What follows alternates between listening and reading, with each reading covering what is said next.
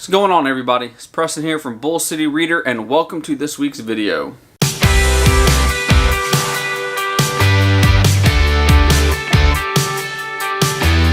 As you can see, we now have an intro video for Bull City Reader. I'd like to thank Christopher over at Sju-Nu Productions. He reached out to me and told me that he would like to do an intro for my channel, so I said, sure, why not? I'll put his contact information down below if you would like to get a hold of him for him to do any kind of work for you, so you can see what he does also. I'll put his email address, contact down there in the description. On to this week's video. I'm continuing the series that I started 2 weeks ago with GoodReads ranking my TBR. We've started out, I've done 2 videos. I'll put links down in the description below for them. I'll do a thingy here. First up, I did my top 5 indie books on my TBR ranked by GoodReads, so you know, insert thingy here. And so it's the top 5 indie books on my TBR with GoodReads.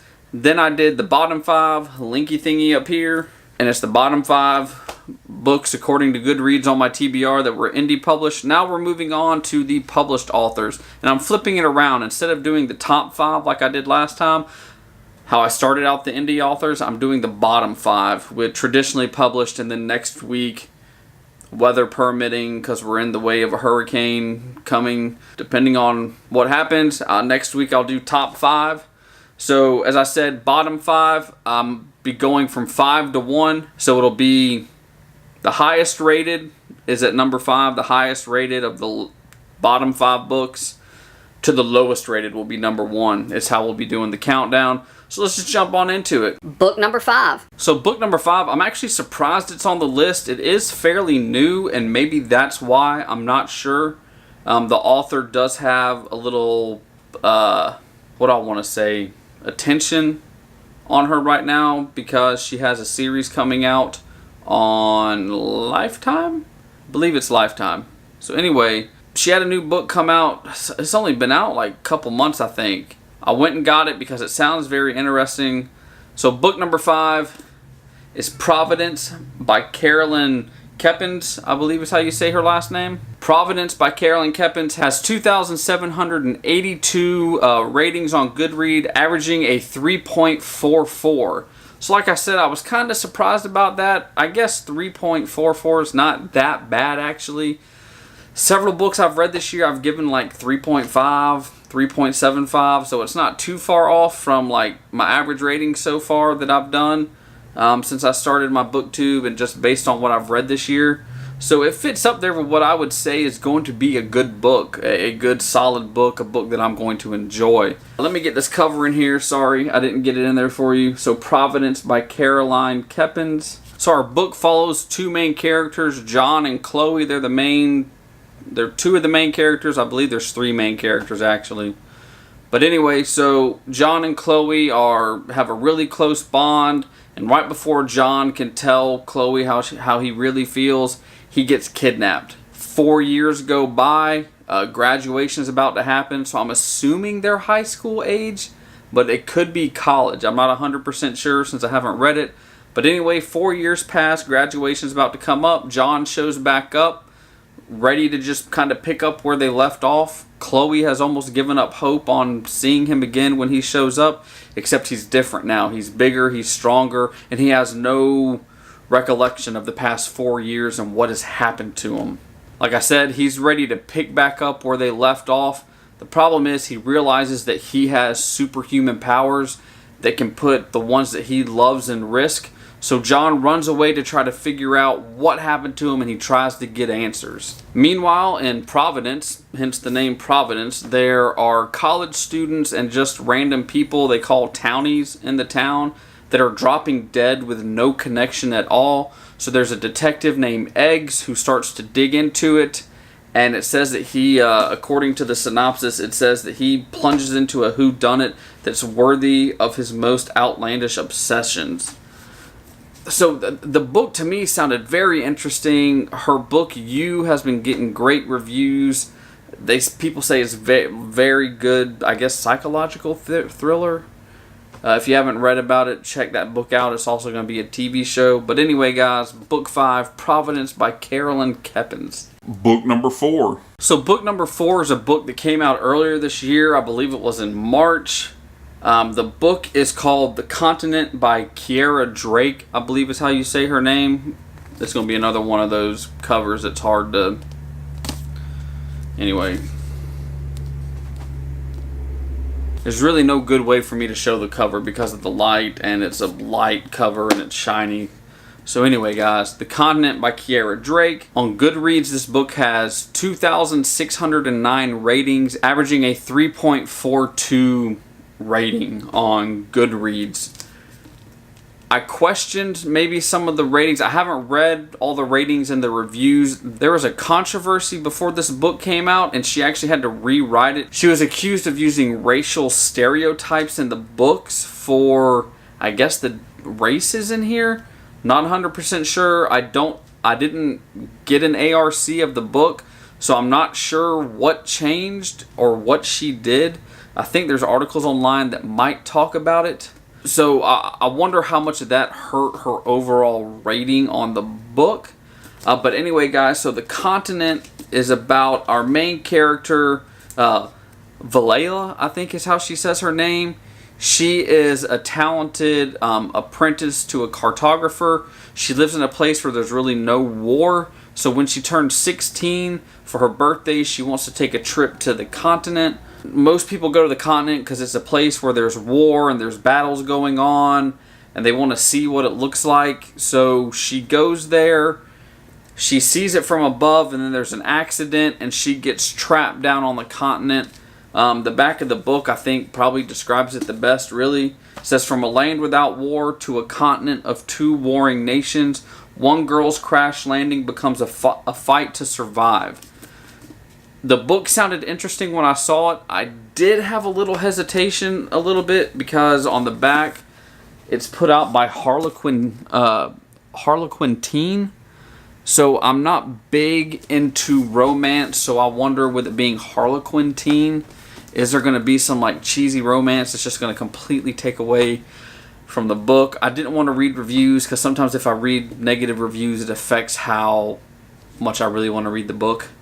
So anyway, guys, The Continent by Keira Drake is book number 4. Book number 3. So book number 3 is actually a book I got. The publisher reached out to me. Again, it was near the end of my blog and podcast. The author was going to come on the podcast, but some scheduling conflicts ended up coming up last minute, and we were never able to reschedule the interview. But so, number 3 on my list is a book called Mary Rose by Geoffrey Girard, I believe is how he says his name. So Mary Rose has 258 ratings, averaging a 3.38 rating on GoodReads. So it's not many. It is a published book. I have seen it in Barnes & Noble, but there's just not many reviews on it yet.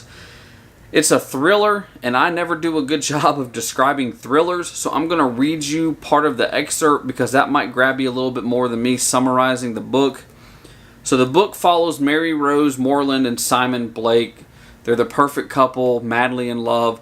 They're going to go to England so Simon can ask Mary's parents permission to marry her. And while he's there, he learns an unsettling secret. Mary Rose disappeared when she was a little girl while the family was vacationing on a remote Scottish island. She reappeared mysteriously 33 days later in the exact same spot without a scratch on her and no memory of what happened. After Simon hears about this disturbing episode in Mary Rose's childhood, he becomes obsessed with finding out what happened. He proceeds to launch his own investigation and arranges during their honeymoon for them to visit the island where she disappeared. But as Mary Rose's behavior gets stranger after their engagement, the need for Simon to unlock the truth about her past grows even more urgent. What he uncovers is beyond his most terrifying fears. One of the big selling points of this book is kind of the history of the story, and it mentions it on the back. It says that this is a modern take on a classic ghost story originally written by J.M. Barrie, and for years, master of suspense Alfred Hitchcock attempted to adapt it into a film, but was never successful. So this is supposed to be, I guess, a retelling of that original story. Not 100% sure. I've kept it because I want to read it. It sounds interesting. So anyway, guys, this is book number 3, Mary Rose. Number 2. Well guys, we're almost there. We're almost to the lowest rated book on my TBR for traditionally published authors. And book number 2 is a book called The Seeker by Arwen Dayton. So Seeker has 6,222 reviews, averaging a rating of 3.24. I saw this book when I was going through kind of a reading funk. We were in Books A Million, and I actually saw this book on clearance for $5. Thought it actually sounded kind of interesting, so I picked it up. I don't remember too much about the book because I got it actually almost 2 years ago probably. Still haven't read it. But anyway, so the synopsis for the book is: the night that Quinn Kincaid takes her oath, she will become what she has trained to be her entire life. She will become a seeker. This is her legacy, and it's an honor. As a seeker, Quinn will fight beside her 2 closest companions, Shinabo and John, to protect the weak and the wrong. Together they will stand for light in a shadowy world, and she will be with the boy she loves, who's also her best friend. But the night Quinn takes her oath, everything changes. Being a seeker is not what she thought. Her family is not what she thought. Even the boy she loves is not who she thought. And now it's too late to walk away. I thought it sounded interesting. It's probably going to be your typical YA book right now. YA dystopian fantasy kind of book. Sounds like it's going to have probably all the same old tropes you've probably read in like Hunger Games and things like that. I'm trying to think of Divergent, maybe another one. But anyway, it sounded kind of interesting. I was curious if there was going to be a different take on it, but as you can see, it's actually kind of it's ranked very low. Book number 2 is The Seeker. Book number 1. This is it. We're at the end of the list. And book number 1 is a book that I guess maybe I'm a little surprised. I don't know. I've only read a little bit by her before, some short stories. So I don't know. Maybe it's not a surprise because maybe it's just the way she writes. But the lowest rated traditionally published book on my TBR list is Stealing Snow by Danielle Paige. Stealing Snow by Danielle Paige has 4,568 ratings, averaging a 3.18 rating on GoodReads. I'm noticing a trend with these books that are low rated. They have covers that are hard to film. Just saying, authors. Just saying. Anyway, this is supposed to be a new modern take, I guess, a retelling. That's kind of what's popular. It seems to be real popular right now in YA is retelling of old fairy tales. And so this is a retelling of The Snow Queen, which was an older fairy tale. I think it was the Hans Christian Andersen fairy tale. Don't know too much about it. I don't know too much about the story, honestly, because I picked it up because she has a Wizard of Oz spin-off series, Dorothy Must Die. I picked it up because I have those books. I haven't read them yet. They're on my TBR, ranked higher than this. But and let me just read you the synopsis real quick, just so you know what it's about, like all the other ones. 17-year-old Snow has spent her life locked in Whitaker Psychiatric, but she isn't crazy, and that's not the worst of it. Her very first kiss proves anything but innocent. When Bale, her only true love, turns violent. Despite Snow knowing that Bale would never truly hurt her, he is taken away, dashing her last hope for any sort of future in the mental ward she calls home. With nowhere to turn, Snow finds herself drawn to a strange new orderly who whispers secrets in the night about a mysterious past and a kingdom that's hers for the taking. If only she can find her way past the iron gates to the tree that has been haunting her dreams. Beyond the trees lies Algid, a land far away from the real world, frozen by a ruthless king, and there too await River Witch, a village boy named Kai, and the charming thief Jagger, and a prophecy that Snow will save them all. So like I said, this is a retelling of The Snow Queen. I don't know too much about that. I'd have to go, maybe I do. I just need to go back and read it. So Stealing Snow by Danielle Paige, lowest rated book on my TBR. Published book on my TBR. So that's the bottom 5 books by traditionally published authors on my TBR as ranked by GoodReads. I hope you enjoyed it. Let me know if you've read any of these books or if they sound interesting to you. Let me know down in the comments below. But that's all I've got for this week's video, guys. Thanks for watching. Until next time, keep reading, and I will see you in the next video. Bye. Non-stop 24/7. I know you're not the only one messing. Quit messing around. All you lovers been messing around. Ooh, now, brother, tidy that shit up.